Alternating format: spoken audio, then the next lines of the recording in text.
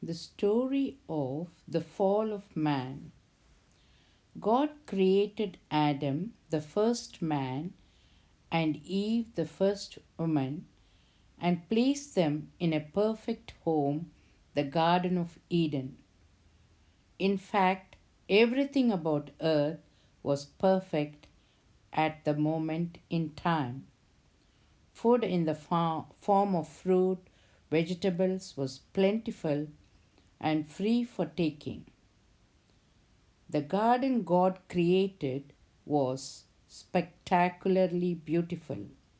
Even the animals got along with one another, all of them eating plants at that early stage.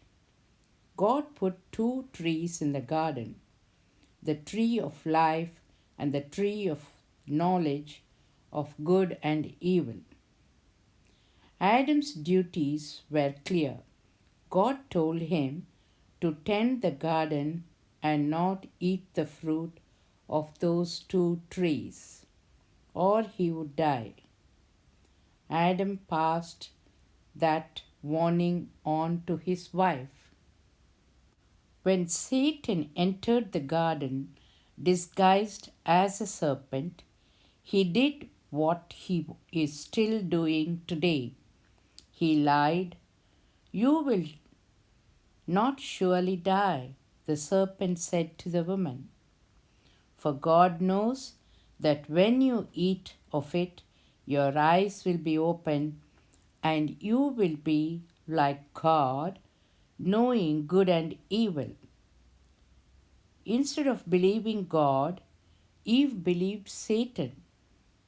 The eyes of both of them were opened.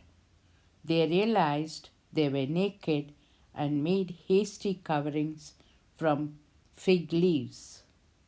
God invoked curses on Satan, Eve, and Adam. God could have destroyed Adam and Eve, but out of his grace love, he killed animals to make clothes for them to cover their newly discovered nakedness. He did, however, cast them out of the Garden of Eden. From that time on, the Bible records a sad history of humanity disobeying God, but God had put his plan of salvation in place before the foundation of the world. He responded to the fall of man with a Savior and Redeemer, his Son, Jesus Christ. Adam's and Eve's disobedience to God was the first human sin. They forever ruined human nature, passing on the desire to sin to every person born since. God did not tempt Adam and Eve, nor did he create them as robot like beings without free will. Out of love, he gave them the right to choose, the same right he gives people today. God forces no one to follow him. Some Bible scholars blame Adam for being a bad husband. When Satan tempted Eve, Adam was with her, but Adam did not remind her of God's warning and did nothing to stop her.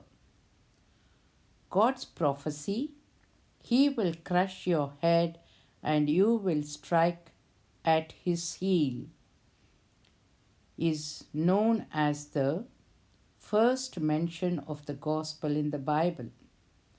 It is a veiled reference to Satan's influence in Jesus' crucifixion and death, the Christ's triumph resurrection, and the defeat of Satan.